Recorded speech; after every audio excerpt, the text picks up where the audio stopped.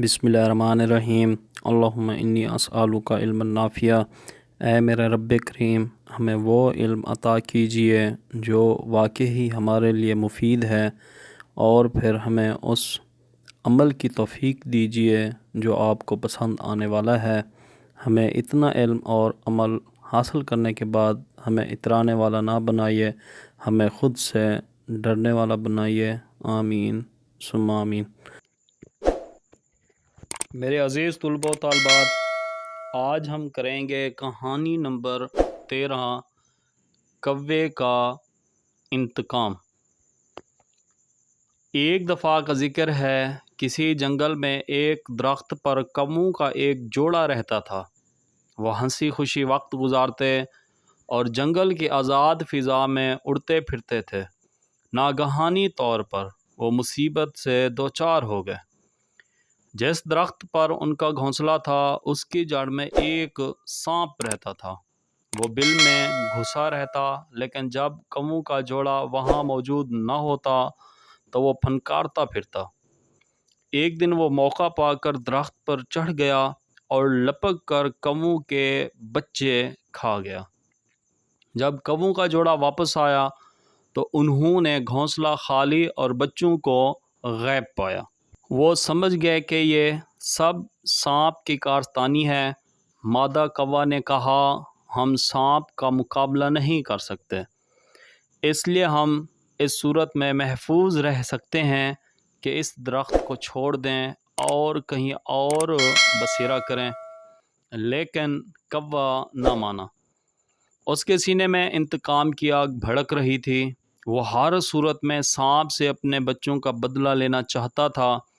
कौवे की अक्लमंदी तो मशहूर ही है। उसे एक तरकीब सूझी। वो उड़ा और शाही महल की मुंडेर पर आ बैठा।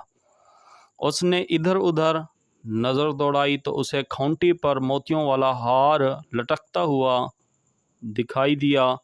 उसने चोंच में वो हार दबाया और महल की मुंडेर पर जा बैठा, ताकि महल वाले आगाह हो जाएं। इधर उधर के कव्वों ने शोर मचाया और आसमान सर पर उठा लिया। पियादू ने यह माजरा देख लिया। वो कौवे के पीछे दौड़े। कौवा उड़कर अपने दरख्त पर जा बैठा। उसने देखा कि वो मस्ती में झूम रहा था। कौवे को देखकर वो फुंकारने लगा। कौवे ने बड़ी सफाई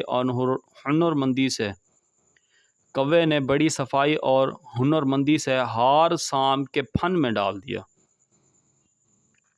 सांप बाग बाग हो गया। वो हार पहन के खुशी से फूला ना समाता था, लेकिन उसे क्या खबर थी कि यही हार उसकी हलाकत का सबब बन जाएगा। इतने में प्यादे भी वहीं पहुंच गए और उन्हें देखकर सांप अपनी बिल में घुस गया।